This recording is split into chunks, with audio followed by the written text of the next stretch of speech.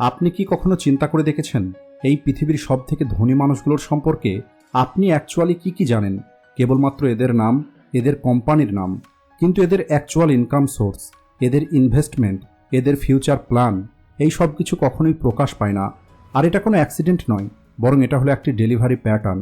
Warren Buffett আজও ওই বাড়িতেই থাকেন যে বাড়িটা উনি 1985 সালে কেবলমাত্র $31,500 দিয়ে কিনেছিলেন। টাটা গ্রুপ আজ পর্যন্ত প্রায় $100 বিলিয়ন দান করে দিয়েছে, কোনো রকমের শো অফ না করে। জেফ বেজোস একটি গ্যারেজে বসে কাজ করতেন, আর উনি কাউকে বলতেন না উনি কি তৈরি করছেন। আর আমি যখন প্রথমবার এই প্যাটার্নটা নোটিশ করি, তখন একটি জিনিস ক্লিয়ার হয়ে যায়, আর সেটা হলো যে মানুষগুলো টাকা দেখায় আর যে মানুষগুলো টাকা দেখায় না, এদের ফাইন্যান্সিয়াল লাইফের মধ্যে আসমান জমিন পার্থক্য থাকে। আর আজকের এই ভিডিওতে আমি আপনাদের ঠিক এটাই বোঝানোর চেষ্টা করব যে সাইলেন্স কিভাবে কাজ করে, আর আপনি এটাকে আপনার ফাইন্যান্সিয়াল লাইফে কিভাবে ব্যবহার করতে পারবেন। তো চলুন শুরু করা যাক। দেখুন, টাকা এবং ওয়েলথের সম্পর্কে সবথেকে বড় ভুল যেটা মানুষ করে, সেটা কোনো ক্যালকুলেশন নয়, বরং এটা হলো কেবলমাত্র একটি মাইন্ডসেটের পার্থক্য। কারণ এই পৃথিবীর সবথেকে ধনী মানুষ আর যে মানুষগুলো নিজেকে ধনী দেখায়, এই মানুষগুলোর মধ্যে অনেক বড় একটি পার্থক্য আছে, যেটা বাইরে থেকে কখনোই দেখা যায় না। কিন্তু এই পার্থক্যটাই ঠিক করে যে আগামী 10 বছর পরে আপনি কোথায় থাকবেন। আমি একবার ওয়ারেন বাফেটের একটি ইন্টারভিউ দেখেছিলাম, যেখানে ওনাকে জিজ্ঞেস করা হয় টাকা সম্পর্কে এমন কি আছে যেটা মানুষ বুঝতে পারে না। এরপরে ওয়ারেন বাফেট উত্তর দেন, মানুষ ধনী হতে চায়, কিন্তু এরা নিজেকে ধনী দেখানো শুরু করে। কেবল এই দুটো লাইন উনি বলেছিলেন, আর এই দুটো লাইনের মধ্যেই সম্পূর্ণ রহস্যটা লুকিয়ে আছে। আসলে আমরা কাউকে না কাউকে ইমপ্রেস করার চেষ্টা করি, আর যে জিনিসগুলো দিয়ে আমরা ইমপ্রেস করি সেটা হলো শো অফ করা। নতুন মোবাইল, নতুন গাড়ি, নতুন ওয়াচ। আর সোসাইটি আমাদেরকে ঠিক এটাই শিখিয়েছে যে সফলতা হলো সেটাই যেটা এই পৃথিবীর মানুষ দেখতে পাবে। যদি আপনার স্যালারি বেড়ে যায়, তাহলে সেটা আপনার বন্ধু সবার আগে জানতে পারে। যদি আপনি কোথাও ট্রিপ করেন, তাহলে স্টোরি আপনি সবার আগে লাগিয়ে দেন। কিন্তু আসল ধনী মানুষগুলো এই গেমের মধ্যেই থাকে না, আর এটাই ওই ধনী মানুষগুলোর সফলতার সবথেকে বড় একটি রহস্য। কিন্তু আমাদের প্রথমে এটা বুঝতে হবে এই সব কিছু কেন হয়। আপনার ব্রেন আপনার সঙ্গে একটি গেম খেলে, যেটা আপনি নোটিশ করেন না। আর এটাই হলো ওই কারণ যেটা আপনার ফাইন্যান্সিয়াল গ্রোথকে সাইলেন্টলি আটকে রাখে। আপনি কি কখনো নোটিশ করেছেন, যখন আপনার কোনো বন্ধু চাকরি পায়, তখন আপনার বন্ধু হোয়াটসঅ্যাপে স্ট্যাটাস লাগিয়ে দেয়। যদি আপনার কোনো বন্ধু নতুন মোবাইল কেনে, তাহলে স্টোরি লাগিয়ে দেয়। যদি নতুন কোনো গাড়ি কিনে নেয়, তাহলে স্ট্যাটাস লাগিয়ে দেয়। আর এই সব কিছু দেখে আগে আমারও মনে হতো এগুলো হয়তো নর্মাল, কারণ সবাই ঠিক এটাই করছে। কিন্তু বিজ্ঞান আমাদেরকে বলে, যখন আমরা আমাদের অ্যাচিভমেন্ট পাবলিকলি শেয়ার করি, তখন আমাদের ব্রেনের মধ্যে ডোপামিন নামের একটি কেমিক্যাল রিলিজ হয়। আর এই সেম কেমিক্যাল অ্যাকচুয়ালি বড় কিছু অ্যাচিভ করার পরে রিলিজ হয়। আর এখন পয়েন্ট হলো, আপনি আপনার ব্রেনকে ধোঁকা দিতে পারেন, অর্থাৎ আপনি কোনো কিছু না করেই বড় কিছু করার স্যাটিসফ্যাকশন ফিল করতে পারেন, কেবলমাত্র শো অফ করার মাধ্যমে। কারণ ব্রেনের জন্য এই দুটো সিচুয়েশনে রেওয়ার্ড সিগন্যাল সেম হয়। আর যদি একবার আপনার ব্রেন এই ডোপামিনের শর্টকাট পেয়ে যায়, তাহলে তখন আপনার ব্রেন বারবার এই সেম কাজ করার জন্য আপনাকে পুশ করবে। আর এটাই হলো কারণ অনেক মানুষকে বছরের পর বছর অনেক বেশি ব্যস্ত মনে হয়, কিন্তু ফাইন্যান্সিয়ালি তারা সেম জায়গাতেই থাকে। আর এটা কেবলমাত্র মাইন্ডসেটের কথা নয়, বরং নাম্বারও আমাদেরকে এটাই বলে। আর অন্যদেরকে দেখানোর জন্য প্রতিটা পারচেজের সঙ্গে নতুন আরেকটি নাম্বার অ্যাড হয়, যেটা ওই রিসিপে কখনোই দেখা যায় না। কিন্তু ফাইন্যান্সিয়ালি ওই নাম্বারটা অনেক ইম্পর্টেন্ট হয়। একবার ভেবে দেখুন, দুটো ছেলে আছে, রাজু এবং বাপি। দুজনে একই শহরে থাকে, একই স্যালারি পায়, এবং এদের বয়স একই। রাজু প্রতি বছরে নিজের জন্য নতুন মোবাইল কিনে নেয়, নতুন নতুন ট্রিপ করে, প্রতিটা উইকেন্ডে বাইরে খাবার খেতে যায়। অন্যদিকে বাপি ওই সেম টাকা চুপচাপ এসআইপির মাধ্যমে ইনভেস্ট করে দেয়। আর 10 বছর পরে রাজুর কাছে তেমন কোনো টাকা ছিল না, কিন্তু বাপির কাছে 15 লক্ষ টাকার একটি পোর্টফোলিও ছিল।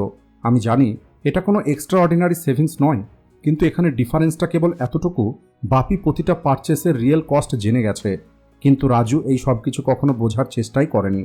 যখন আপনি কেবলমাত্র অন্যদেরকে দেখানোর জন্য কিছু কেনেন, তখন আপনি কেবল ওই জিনিসটা কিনে নিয়ে আজ আপনি আপনার টাকা খরচ করছেন না, বরং আপনি ওই অ্যামাউন্টটাকেও খরচ করে ফেলছেন, যা আপনাকে ফিউচারে আপনার ইনভেস্টমেন্ট থেকে রোজগার করে দিত।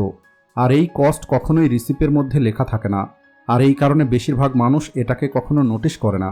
কিন্তু ফাইন্যান্সিয়াল কস্ট ছাড়াও আর একটি কস্ট আছে, যেটার ভ্যালু আরও বেশি হয়। যখন আপনি আপনার রোজগারের কথা মানুষদেরকে বলেন, তখন আপনি কেবল একটি নাম্বার শেয়ার করছেন না, বরং আপনি আপনার ফিউচারের ডিসিশনের কন্ট্রোল কিছুটা ওই মানুষগুলোকে দিয়ে দিচ্ছেন। যখন কেউ এটা জানতে পারে আপনার স্যালারি বেড়ে গেছে, তখন তাদের এক্সপেকটেশন অটোমেটিক বেড়ে যায়।